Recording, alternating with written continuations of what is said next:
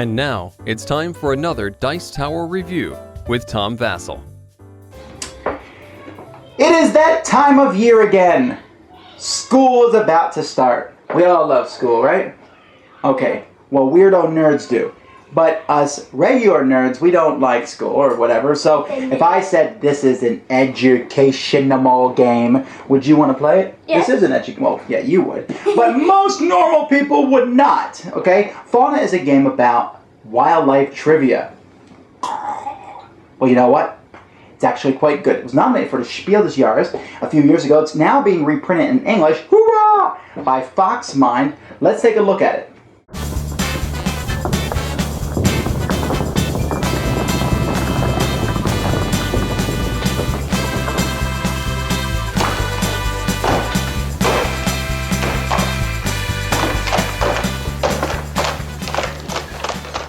So here we have the board, which is a map of the world. And you can see as we focus in on the board that it's broken up into different regions, both oceanic and landmass. And down here at the bottom of the board, we have some charts here. Now you'll notice that this says kilograms and tons and underneath meters.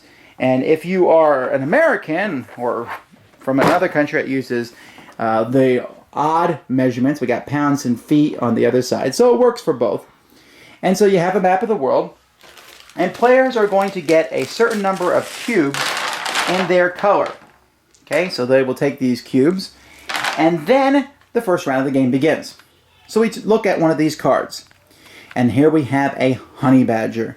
And we see that this honey badger lives in 14 areas, and that's pretty much all we know about it. Well, we know the scientific name, etc., but we know it lives in 14 different areas. So, on players' turns, they are going to guess or bid with their cubes where they think the honey badger might live. So blue says he thinks there's a good chance it's in the Brazil area, while this red guy says, oh, I'm pretty sure it's in Western Sahara. I have no idea why he said that. While I might say, I think it lives in the Mississippi area. And then purple says, that sounds like a good idea. I'll say Great Plains. And yellow says, I'll put it in Central Africa. And then white says, I'm not going to put it in the country. And said, I think the honey badger weighs between 4 and 10 pounds. And the blue player says, that's a good idea. I think it's between 2 and 3 feet long. And the red player says, no, it's probably between 3 and 6 feet long. And then the green player says, I think that its tail is between 1 and 1.5 feet long. And so we keep doing this, and people are placing cubes wherever they want. But you can stop when you want. You only have a limited amount of cubes. So once that's done, everyone's done placing. We then look at the card, and we see where the honey badger is. And it shows you both on the map, and it also lists all the areas.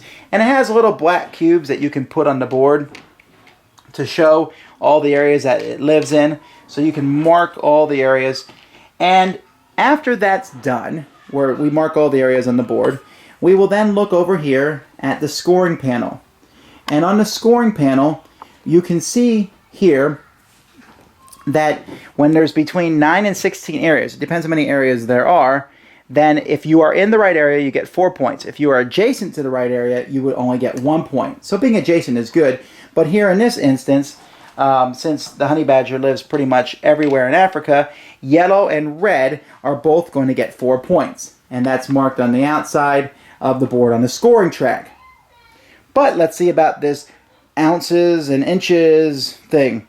The honey badger weighs between 15 and 29 pounds. Well, so we put a black marker here. 15 to 29 is actually in these two spots. White is adjacent to that, and when you're adjacent on one of these tracks, you get 3 points. So white scores 3 points. If he had been on it, he would get 7. We then see that the length of the honey badger is between 2 feet and 2.5 feet, which is exactly where blue has. So blue gets 7 points, and then red gets 6 points because he's on the two spots that are adjacent. And then the tail is between 6 inches and 11 inches, which is here and here, these two spots in the bottom. And green is adjacent to that, so green would get 3 points. Now, I'm only showing you this one card. There is a ton of cards in the game. I mean, there's enough to fill this box, and then there's another whole set, and all of them are double-sided. So you're probably going to go through 15 cards per game, so you can see how many games that leaves you with. And by the time you get to the end, I would imagine that while you might remember where the areas were there, I doubt you'll remember anything. And if you do, hey, it's educational. But you keep going and scoring points as the game progresses each round. And when a player scores a certain amount of points, depending on how many players are in the game, it's over. For example, in a 6-player game, as soon as someone gets to 80 points, the game's over, and whoever has the most points wins. 100 points in a 4 to 5 player game, and in a 2 to 3 player game, it goes up to 120 points. So it's very simple. One thing is, if you are incorrect with your cube guesses, if a cube scores you no points, which in this instance, most people scored points, but all the cubes over here did not score points, you lose them. You get 1 cube back each round. And if you have less than 3, you always fill up the 3. So you always have 3 cubes to spend each round. But obviously, the more correct answers, the more cubes you'll have in the future. And if you put everything out there, then you're only going to have 3 for the next round. But you always have 3. So that's a neat idea. Most points is the winner.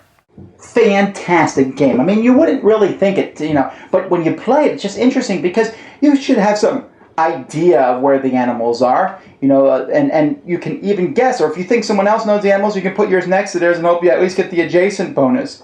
And there's so many animals in the game, and it just flows really well. And it's educational. People say, oh, I never knew the animal lived there. I never knew that. And you learn stuff. So it's fun in that regard. And it works with the whole family. It's not a party game, but it does, I don't know.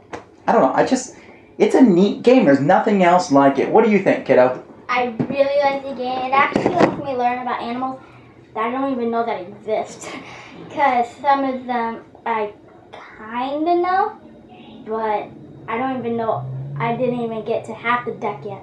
I guess if you a regular watcher of Animal Planet, you might rock at this game. But for the most part, most people don't know where every animal lives, and the one time you do, it's great. So I think it's a neat game, and you should check it out, really, and it's a fantastic family game. So, until next time, I'm Tom Vasel. And I'm Melody. And you've been watching the Dice Tower. Clicker links. Thanks for joining us today.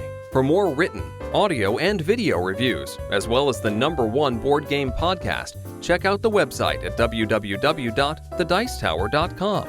Until then, this is Eric Summerer, and you've been watching The Dice Tower.